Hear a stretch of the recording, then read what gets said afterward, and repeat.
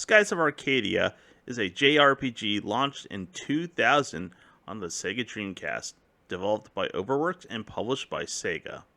Like the Dreamcast, it underperformed.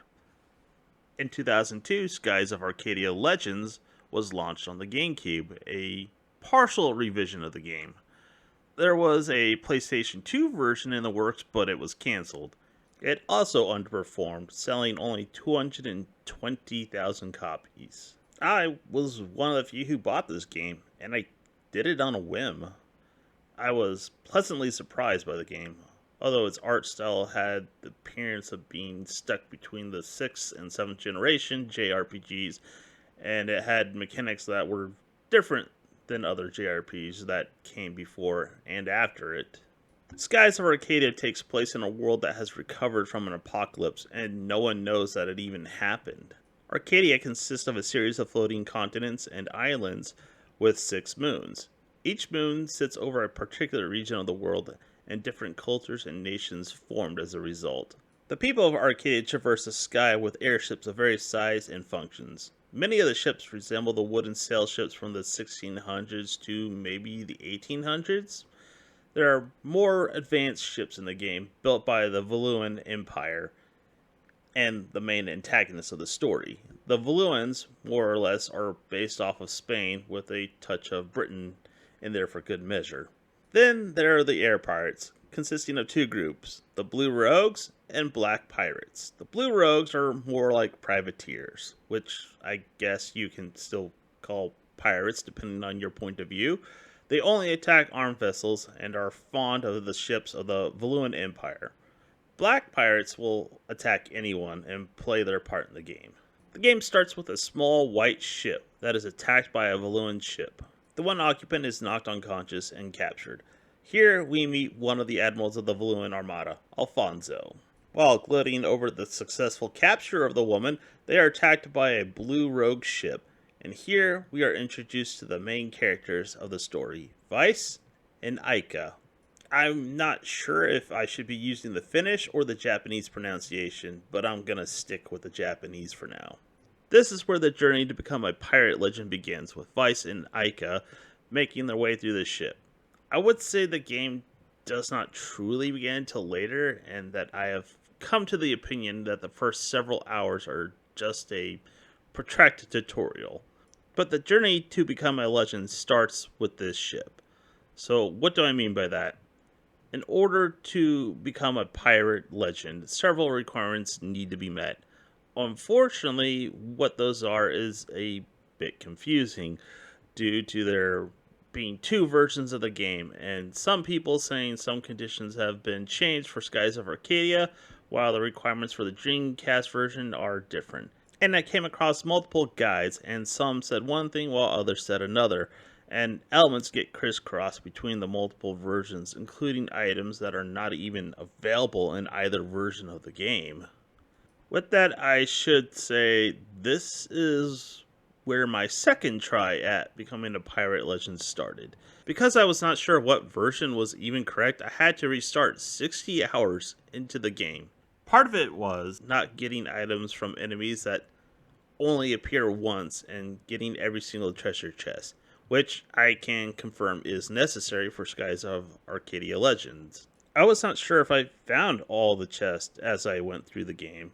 The problem is that some areas have chests in them, and once you're done with that area, they are no longer accessible. The Valuan ship that you start the game in is one of those areas. I had to be vigilant and make sure I collected chests in certain areas of the game. With that in mind, let's continue the story. The woman that the Valuans captured wakes up on the Blue Rogue ship and tells Vice and Aika her name, Fina. After the introductions, Vice goes to the main deck to report to the captain, who is also his dad. After that, you get to take control of the ship. The Albatross. Don't get used to the Albatross. This is the only time it is used. This part of the game got my attention.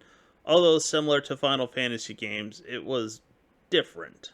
With the exception of the Albatross and a few other smaller craft, they are sort of characters themselves, with equipment slots for weapons and armor and parts to boost stats. They are also the means by which you explore the world, going from island to island, with random battles and other encounters taking place on the deck of the ship. The ships also encourage you to explore, mainly to find discoveries, which are landmarks, objects, and phenomenon that are scattered throughout the sky. Part of that is being able to change altitude to search for these discoveries, and later making it so players can avoid random encounters after the main ship of the game is upgraded. I started to write a summary of events that skipped a great deal of detail, but even with that, it was going to be too long. With that said, after arriving at Pirate Island, Vice and Ica leave to get a moonstone. The moonstones are used to power the ships, use magic, and apply elements to weapons in a sort of rock, paper, scissors style of combat. I am getting ahead of myself. While Vice was away, the Armada came and captured the Blue Rogues and Fina, as well as destroyed the Albatross. Vice and Ica go to rescue them, but their ship is destroyed by a giant arc whale, and the only one you see in the game, named Rachnam. I'm hoping I got that right. You also meet Drachma, a character based off of Captain Ahab from Moby Dick. So after getting to Sailor's Island, you get a pass to enter into the Valuan Empire's sort of city-state, and you are introduced to the rogues galley of the game, the admirals of the Valuan Armada. Save the Blue Rogues and Fina. And this is where the game starts. Fina came from a sort of space station near the Silver Moon to collect the 6 moon crystals, which are concentrated moonstones that are used to control the Gygas. The Gygas are giant weapons made by the civilizations before the apocalypse occurred. The formula of the game sort of goes like this, but don't strictly happen in this order. You go to a region, you find the local civilization. Vice then fights one of the admirals either on foot or in his ship. Then he goes to a location with the moonstone crystals. Fights a boss, finds out the crystal is already gone or gets taken away from him, and then you fight a Gygas, and then you recover the crystal. These moonstone crystals are what the Valuan Empire are after, so they can control the world. At one point, the Valuan prince Enrique betrays his mother and helps Vice and his crew escape for a second time on a prototype ship named the Delphinus. And it is this ship you will use for the rest of the game. Enrique then joins the crew as a pirate in order to stop his mother and make up for the misdeeds of his empire. I definitely glossed over the combat while you're on foot or when you're fighting ship to ship. One of the reasons I liked the game was the uniqueness of the combat. Instead of everyone standing in a line, the party will move about the arena. You have zero control over this, and it can have devastating consequences when the game places characters in a bad position, but it can also be beneficial to you as well. It is still a turn-based game. It was just something different from games like Final Fantasy. So there are the usual commands of attack, guard, item, retreat, and magic. But Skies of Arcadia also has focus and S moves. Focus increases spirit points. They are consumed when you cast a spell or use an S move. They are also awarded with each turn based on the number of party members still alive. Magic is based off of the moon crystals, and I feel is the weakest part of the combat. On top of costing spirit points, they use mana, or they have so many charges for each character. Also, the name of the spells are confusing since there are no descriptions of what the spell does. Some are obvious, while others are not. The other downfall is they seem to miss a lot.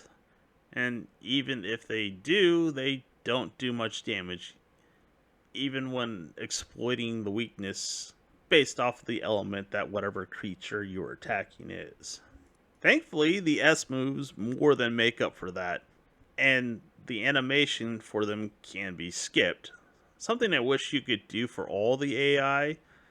The S moves cover everything from healing to AoE attacks, and I almost exclusively just use S attacks unless I need to boost a character's stats or Fina gets KO'd. The downfall is that I ended up only using S skills for the last 15 to 20% of the game when it came to fighting bosses. And even at the end of the game, I just used S skills with Vice because you have enough spirit points to just use whatever he had available at that point. Fina and Ayaka were just there to use focus since they almost always did 0 damage. And I guess I forgot to mention that the fourth member sort of rotates as you progress through the game, but you can only choose who you want later in the game, and I went with Enrique due to his Justice Shield S move. It more or less being necessary to not be killed by some of the bosses later in the game, leaving Vice to do almost all the damage with the occasional attack from Enrique. But I even stopped with him because at one point he was only doing like 10 damage. I had to repeat Vice's S move, Pirate's Wrath, just to make it through bosses, even when I intentionally ground my way through the levels and maxed out attacks at 9,999 damage. How does this fit into becoming a pirate legend? Well, just like finding all the treasure chests, all the discoveries, Vice has to defeat 2,500 enemies.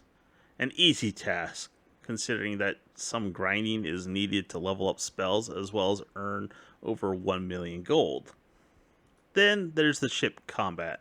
Unlike the combat on foot, you take actions with each character by choosing what actions to take in a grid system, with each column representing when the action will take place. This leads to some strategic decisions being made, like launching torpedoes and landing them at a time where the ship will take more damage, repairing the ship, or building up spirit points to use the equivalent of the ship's S move.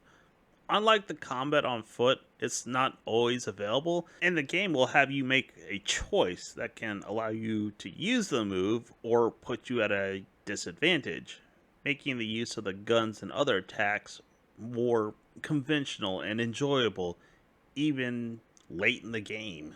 Another part of the game I kind of forgot to mention, but it's part of becoming a pirate legend, is catching moonfish to feed to a bird that makes a little girl named Maria happy, and she's being taken care of by a former Valuan doctor named Doc. Her tail is tied to another character named Piastol. I think I just slaughtered that, but oh well. Her older sister, who thinks Vice is responsible for killing her father, who was not exactly the best person and was killed by someone else. I almost thought she would be another character who could join the party, but unfortunately that did not happen. I did everything. I defeated the 2,500 enemies, found all the discoveries and chests, found all the moonfish, defeated Piastol, and even did the Dreamcast version requirements for the legendary title, except catch 1,000 fish. I will admit I have a bit of a problem. When I have an obsession, I tend to go after it. I was short a few chests, and after already starting over, I went to each and every chest location using a guide, and luckily at 4 a.m. I found the last one and earned my Vice Pirate Legend title. What do you get for becoming a Pirate Legend? The best weapon in the game, the Skyfang. A very disappointing 89th discovery, the Golden Hamacho? I probably just slaughtered that. A secret boss fight with the sole surviving admiral turned pirate. The hardest fight in the game due to him hitting like a brick. I did finish the game, and due to the grinding, it made it really easy. Overall, it was not what I remembered since I played it 20 years ago. I will admit I was a dumb 18-year-old, and I am far more experienced with games at this point. I really never put too much thought into what happened in the game when I was younger. I enjoyed the combat, but became acutely aware of the need to constantly use S moves just to do some damage. I also think the game is a bit over animated. Although the S moves are fun to watch, it does get a bit tiring to see them over and over again when a boss keeps using them, and the same can be said for magic as well. The ship combat was enjoyable, although it suffers from a bit of a pause between each attack, unintentionally dragging the fight out. I almost would like to see a real time ship to ship battle with this game. The story has its flaws, but portions of that can be excused by the limitations of the hardware. But I do find the motivations of the main antagonist to be generic. It was another story of an empire trying to take over the world. The presentation of how they plan to do that made the difference. The use of the ship to traverse the overworld along with the ship battles shines through. Overall, I like the game, but it has not aged well as I thought. And nostalgia played a bit into that. It's still worth playing, and if you made it this far into the video, thanks for watching.